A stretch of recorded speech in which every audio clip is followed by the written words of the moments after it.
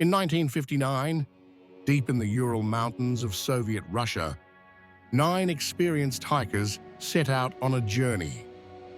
They never returned. What rescuers found weeks later has become one of the most chilling and unexplained mysteries of the 20th century. This is the Dyatlov Pass Incident. The expedition was led by 23-year-old Igor Dyatlov. The group included 7 men and 2 women, all students or graduates of the Ural Polytechnical Institute. They were seasoned hikers, accustomed to the harsh Russian winter. Their goal was to reach Otorten Mountain, a remote and challenging destination. Before disappearing, they sent a message to their sports club, promising to report upon return. They never did. On January 27, 1959, the group began their trek. By February 1st, they reached the slopes of Kholat-Shakhl, known by the indigenous Mansi people as Dead Mountain. There, they set up camp, and something happened that night that would become legend.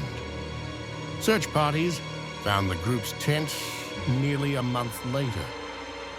It was half buried in snow and cut open from the inside. Their belongings, clothes and shoes were still inside, but the hikers were gone. Why would 9 trained mountaineers rip open their own tent and flee into a snowstorm? The first bodies were found nearby, in underwear, without boots, lying in the snow. More were discovered weeks later in a forested area. Some showed signs of trauma. One had a fractured skull. Another had broken ribs. One woman was missing her tongue and eyes. Yet, there were no signs of a struggle, no wounds on the outside.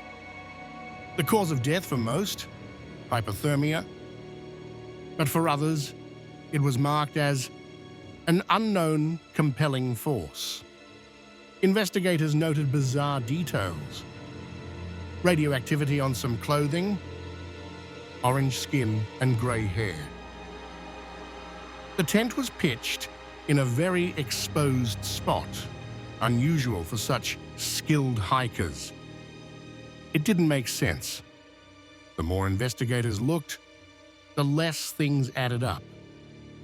This was the Soviet Union. Secrecy was standard. The case was quickly closed. Officials said the hikers died due to a natural disaster, but no further explanation was given. For decades, the files were locked away. The mystery was left to rumor, speculation, and theory. The most official explanation is a small avalanche. Perhaps the snow shifted just enough to scare them. In panic, they fled without shoes or coats. But avalanche experts argue there was no clear evidence of snow movement. The tent and gear were found intact. The slope was too shallow. Would experienced hikers react that way to something so minor? One scientific theory suggests infrasound, a low-frequency vibration created by wind. Some believe this caused panic, disorientation, and even hallucinations.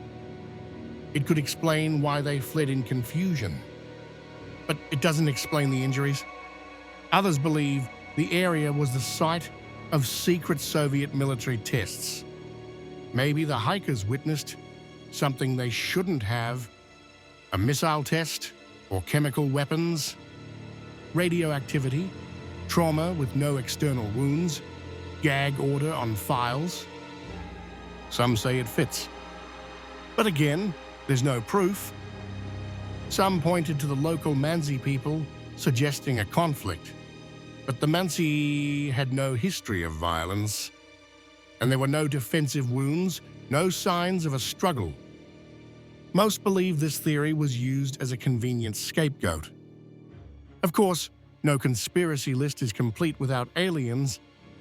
Some locals reported strange orange orbs in the sky that night. Could the group have encountered something not from this world? Even some investigators admitted they couldn't rule it out entirely. Another theory, a Siberian Yeti. This theory gained traction in recent years, especially online. Scratches on the tent, crushed bones, missing tongue.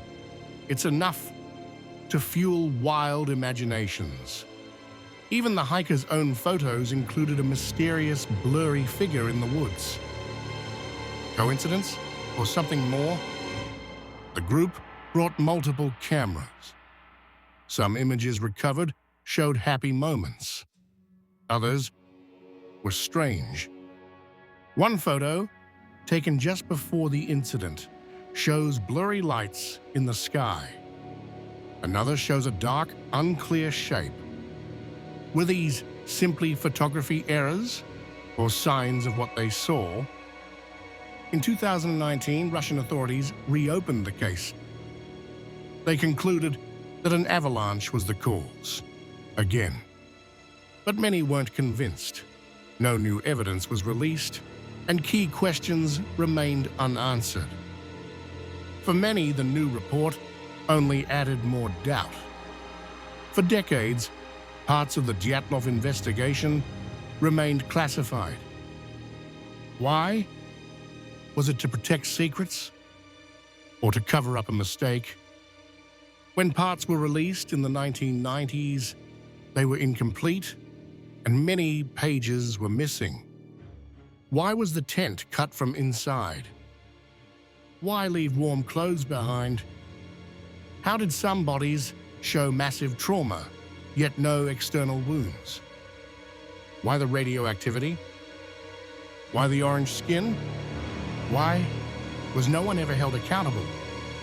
Other hikers in the area that night reported seeing strange lights and feeling vibrations in the ground. A local rescue worker described one body as looking like it was hit by a car. Their stories were often ignored or redacted. A diary found at the camp included the group's final entry. We now know that snowmen exist. It's written in a joking tone, or is it?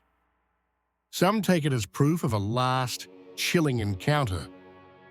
The Dyatlov Pass Incident has inspired books, films, and documentaries. To this day, it remains a symbol of unsolved mystery. What happened that night may never be fully known. This video is for entertainment and speculative discussion only. We present theories, not facts. But one thing is certain, something strange happened on that mountain. What do you think happened? Subscribe for more mysteries like this. And don't forget to stay curious.